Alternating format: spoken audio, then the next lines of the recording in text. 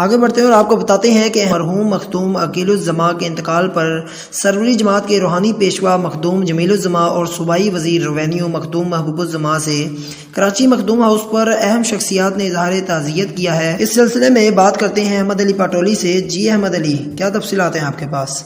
Makhdoom house के तर्जुमान नदीम दाहिरी के मुताबिक मरहूम मखदूम अकीलुज़्ज़मा के इंतकाल पर इनके भाई सरवरी जमात के रूहानी पेशवा मखदूम जमीलुज़्ज़मा और सूबाई वज़ीर रेवेन्यू मखदूम महबूबुज़्ज़मा से पीर पगारा के बेटे पीर राशिद शाह, सरदार अली गौर महर और नादिर मक्सी की जानिब से इज़हार ताज़ियत करते हुए मरहूम मखदूम अकीलुज़्ज़मा के लिए खुसूसी दुआ की गई और कहा कि मरहूम इंतहाई शफ़ीक और खुश मिजाज इंसान थे। अल्लाह सही मरहूम को जन्नतुल फिरदौस नसीब करे और लवाकिन को सब्र की तौफीक अता करे। जी।